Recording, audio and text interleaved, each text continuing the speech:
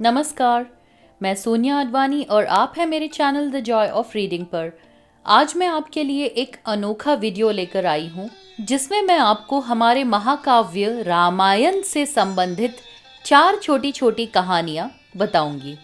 ये कहानियाँ बच्चों को as a bedtime story भी सुनाई जा सकती हैं। तो आइए शुरू करते हैं एक प्यारी सी गिलहरी की कहानी से। लंका नरेश रावण ने माँ सीता का अपहरण करके उन्हें लंका में कैद कर लिया था।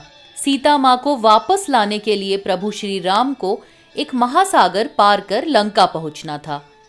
उनकी सेना रावण से युद्ध की तैयारी कर रही थी। महासागर पार करने के लिए श्री राम ने अपनी सेना को उस पर पुल बांधने को कहा और समुद्र पर पत्थर का पुल बनाने का कार्य शुरू हो गया। सभी वानर और रीछ पर्वतों से चट्टानें और भारी पत्थर निकाल निकाल कर लाने लगे। फिर उन पत्थरों को काट कर पुल निर्माण के लिए तैयार करने का कठिन कार्य शुरू हो गया। हजारों सेवक रात दिन पुल के निर्माण में जुट गए।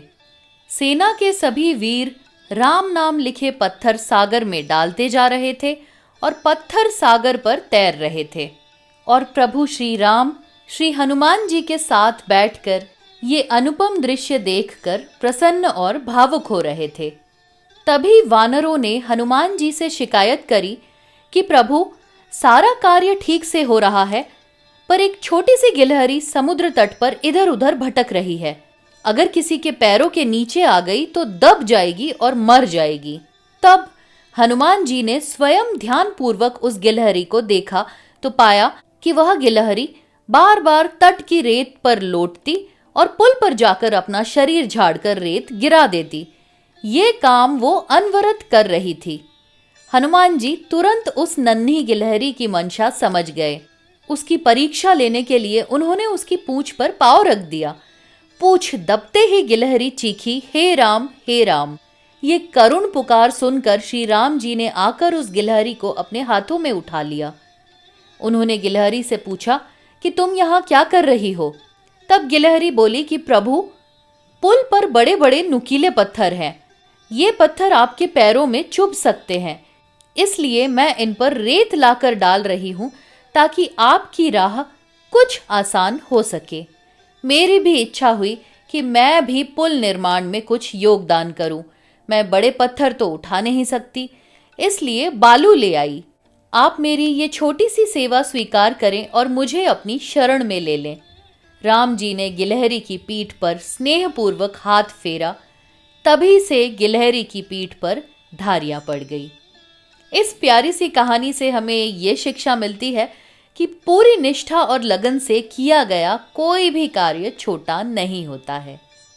अब दूसरी कहानी केवट की। ये रामायण का एक प्रमुख पात्र है जिसने पूरे संसार की नौका पार लगाने वाले की नौका पार लगाई। आइए जानते हैं कि क्या हुआ था। पुराणों के अनुसार केवट पूर्व जन्म में कछुआ थे और प्रभु श्री राम के अनन्य भक्त थे। मोक्ष की कामना से उन्होंने क्षीर सागर में भगवान विष्णु के चरण स्पर्श करने का कई बार प्रयास किया, परंतु सफल नहीं हुए। कई जन्मों तक ऐसा चलता रहा, परंतु इस दौरान उन्हें भगवान को पहचानने की दिव्य दृष्टि प्राप्त हो गई। त्रेता युग में उसी कछुए ने केवट के रूप में जन्म लिया और वनवास गमन के समय जब श्री राम गंगा पार जाने के लिए गंगा किनारे खड़े हुए, तब केवट ने उन्हें पहचान लिया। अब कथा बताती हूँ। भगवान राम माता सीता और लक्ष्मण के साथ वनवास के लिए प्रस्थान करते हैं। तब उनकी मुलाकात केवट से होती है। केवट इस जन्म में एक मल्लाह था। गंगा पार करने के लिए प्रभु श्री राम केवट से नाव लाने के लिए कहते हैं, लेकिन केवट नाव नहीं लाता है, बल्कि प्रभु के सामने एक शर्त रखते हुए कहता है कि आपके चरण कमलों की धूल के लिए सब लोग आतुर रहते हैं। कहते हैं, आपके पैरों की धूल किसी मनुष्य बनाने वाली जड़ी से कम नहीं है, इसलिए नाव पर बैठने से पहले आपको अपने चरण धुलवाने पड़ेंगे, तभी वह नाव पर चढ़ने देगा। जो केवट ने कहा उसका अर्थ ये था कि मैंने सुना है आपके चरणों में ऐसा जादू है कि पत्थर भी मनुष्य बन जाता है। तो मेरी नाव तो काठ की है और इसी से मेरा घर चलता है। अगर आपके चरण लगने से वह भी मनुष्य में बदलकर गायब हो गई तो मेरा क्या होगा? अतः मैं पहले आपके पांव धोकर यह देखूंगा कि कुछ होगा तो नहीं, फिर ही आपको गंगा पार करवाऊंगा। यह सुनकर लक्ष्मण को क्रोध आ जाता है और वो अपना धनुष उठा लेते हैं, परंतु प्रभु केवट की मंशा तुरंत समझ लेते हैं और उसकी बात मानने के लिए तैयार हो जाते हैं। लक्ष्मण को क्रोधित देखकर केवट कहता है कि आप मुझे मार भी दे तो इससे अच्छी मृत्यु मेरे लिए हो ही नहीं सकती। मेरा तो उद्धार हो जाएगा, परंतु मेरी अंतिम क्रिया तक आपको ही रुकना पड़ जाएगा। यह सुनकर लक्ष्मण का क्रोध शांत हुआ। फिर श्री राम केवट से अपने पैर धोने को कहते हैं।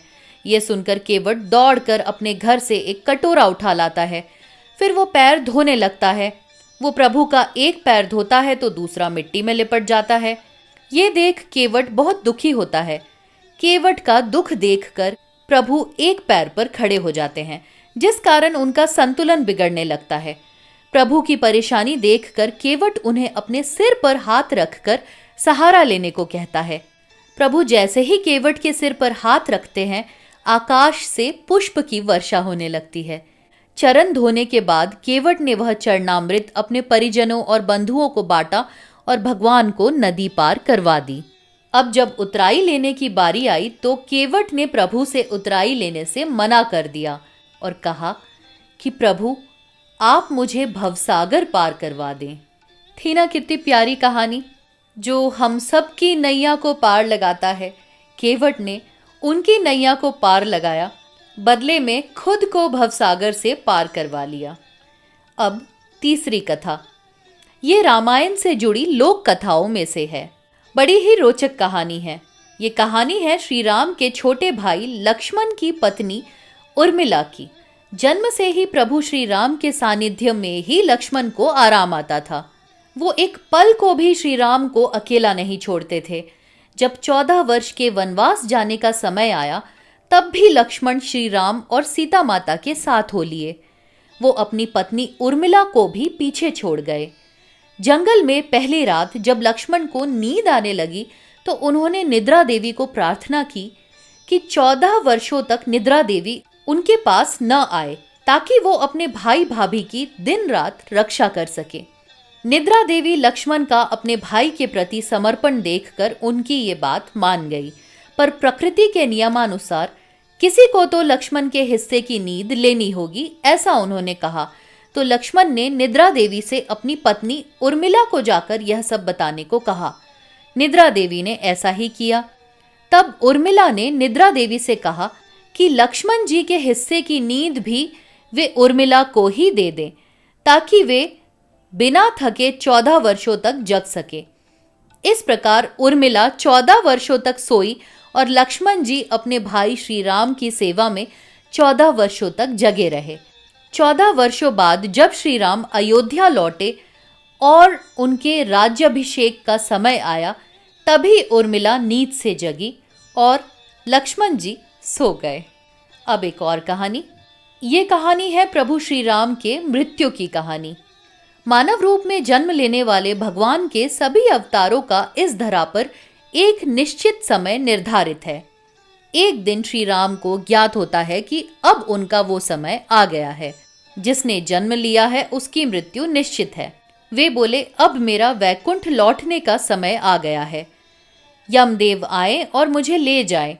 पर मृत्यु के देवता यमदेव अयोध्या आने का साहस नहीं जुटा पा रहे थे, क्योंकि प्रभु श्री राम के महल के द्वारों की रखवाली स्वयं हनुमान जी करते थे।